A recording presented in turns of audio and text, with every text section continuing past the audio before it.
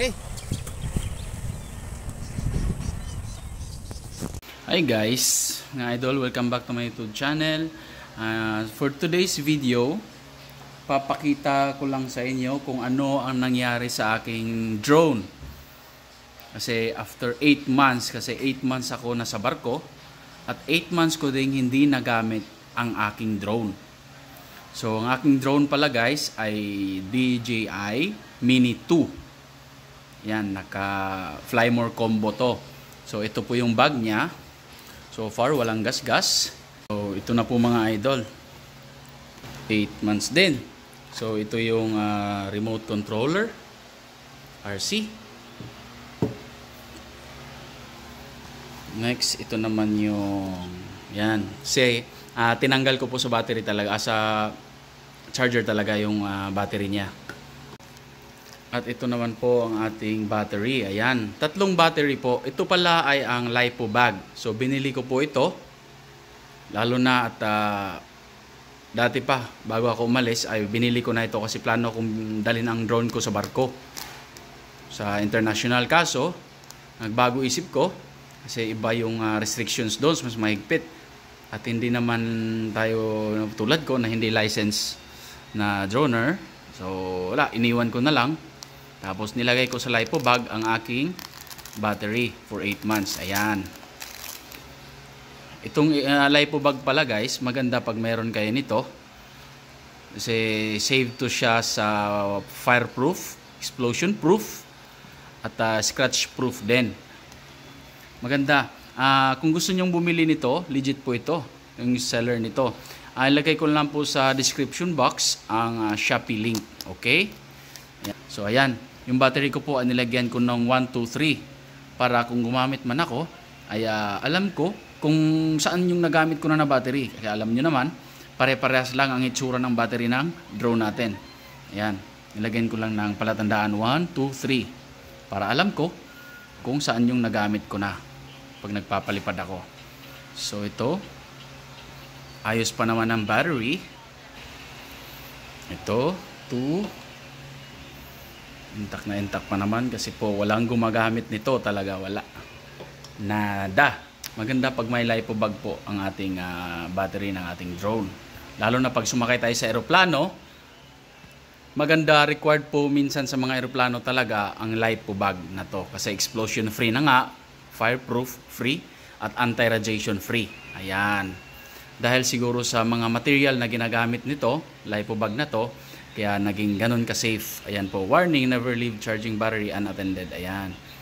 Battery is non-flammable surface. Is or none. Ensure flap is sealed with charging. Reduce the chances of damage in the event of LiPo fire. Ayan. The LiPo safe is intended to reduce the chances of damage in the event of LiPo fire. Ayan. Maganda pag may LiPo battery, LiPo bag tayo. At syempre, heto na. Ito na mga idol, at bubuksan na natin ang ating Narda. Ito pala ang pangalan ng drone ko, ay si Narda. Ayan. Ayusin lang natin sandali ha. Kasi one hand lang po tayo. Ayan, intact na intact pa po yan. Kasi dito, andito para yung mga spare parts. Kasi since naka Flymore combo ako, andito pa yung mga spare parts ko. Kumpletong kumpleto pa yan. Bilang natin ang ating bag. So ito, may joystick. Andito pa ang spare joystick, dalawa. Tapos ang yan, propeller natin, kumpleto pa yan. Apat to. Hindi lang apat. 2, 4,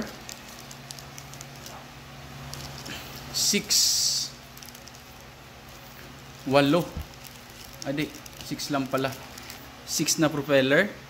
At gusto ko na rin magpalit ng propeller soon kasi magto 2 years na yata tong drone ko. At wala lang, gusto ko lang magpalit. Tapos wala namang issue dito, pero gusto ko lang magpalit. Tapos ito po, syempre yung screw. If ever magpalit ka ng propeller, ito po yung screw. Yan, hindi pa po nabubuksan in 2 years ang aking mga spare parts nakasama sa Flymore combo. Tapos ito naman, andito na sa loob. Hindi ko pa rin ito nabubuksan. Ayan. Ang aking ay, ito bukas pala to. Pero hindi, yan, bukas na siya. Pero hindi ko pa talaga, hindi ako nagbukas niyan. Matic yan. Yan, itong ating RC connector. Ayan, kompleto pa yan. May pang iPhone at may pang Type-C. Ayan, spare po ito. So, ayan na po ang component ng ating drone. Ngayon naman, syempre, review natin kung ano nang nangyari sa aking drone sa loob ng 8 months na hindi nagamit. So, ayan po, closer look. So far, parang okay naman. Siyempre, alagang-alaga ko tong drone na to at walang gas-gas nung umalis ako. At syempre, nung pagbalik ko, kahit walang gumamit, ay sanay, maganda pa rin at lumilipad pa siya. Yan. So, ayan na po. Buksan lang natin ang ating drone. Pinahawakan ko sa pogi kong anak na si Kendrick ang aking camera. So, ayan.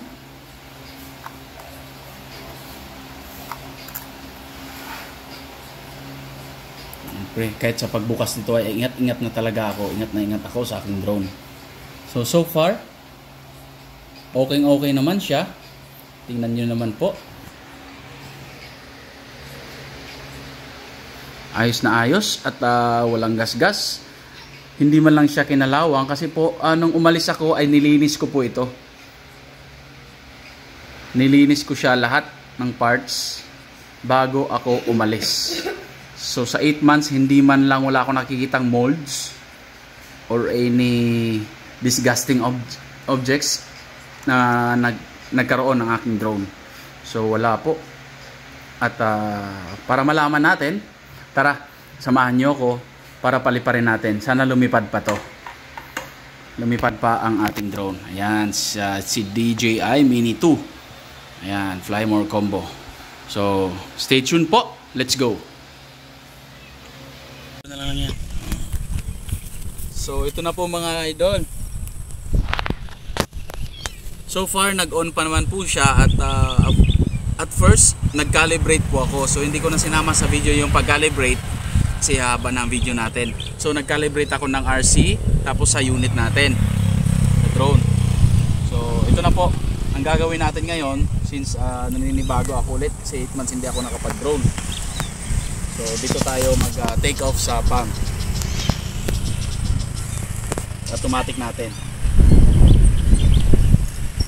Yun! Natatakot eh. Gumagana pa rin. Bidyan ko live beam. Bidyan mo lang dyan.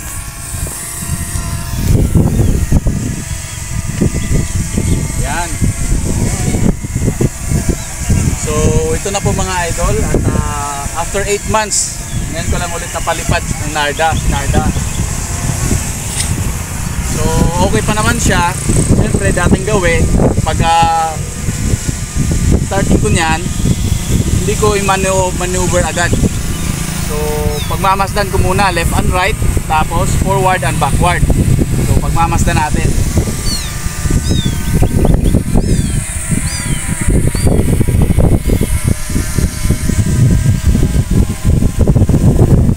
Forward, backward. Alright, okay pa naman.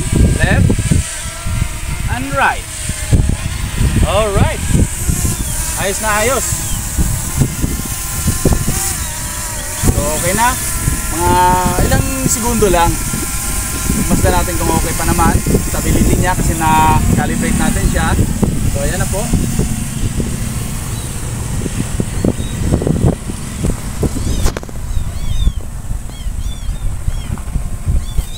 Diyan mo kinarada anak?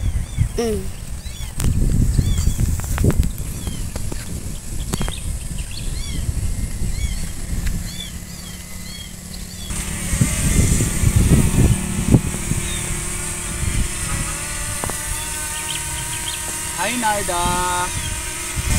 So isa sa dahilan siguro idol talaga na maganda at nasa in good condition pa, para sa akin in good condition pa si Narda ay dahil inaalagaan ko ang battery. So ang nag-aalaga po ng battery hanggat wala ako ay ang pamangkin ko.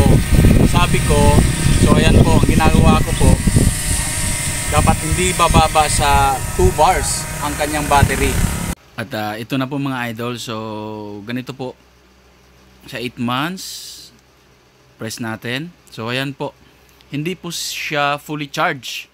So nasa 70% lang po yan. Na-press natin ulit para malaman natin kung ilan. Ayan po, sa 4 bars, sa mga 3 bars lang or 2. Yan po ang pag-aalaga. So ganyan po inaalagaan ng pamangkin ko ang aking battery ng drone. Laging tandaan, huwag nyo pong i-full charge ang inyong battery pag hindi ginagamit. May tendency po talaga na mag-bloated siya. Okay? Yun lang, battery lang po ang sikreto, at bago ako umalis ay nilinis ko po ito lahat.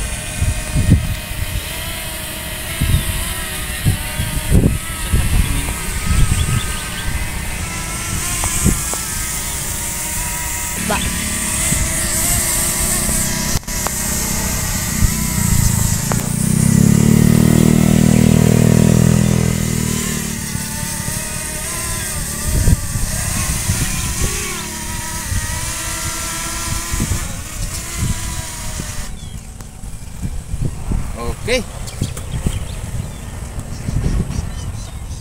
So yan na po guys ang kabuuan nating vlog for today's video. Kung ano nangyari sa drone ko after 8 months. So in good condition pa naman siya, at in very good condition actually. Thanks be to God at sa pamangkin ko na nag-aalaga ng battery.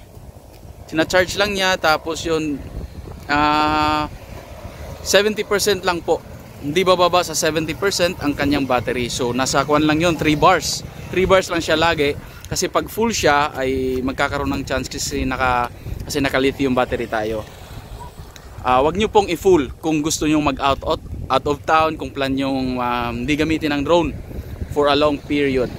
So tulad ko ay 8 months at ito po, nasa magandang condition pa. So ready na siya. Para sa akin, ready na siya para sa journey namin sa Mindanao soon. Thank you for watching po, and God bless sa ating lahat.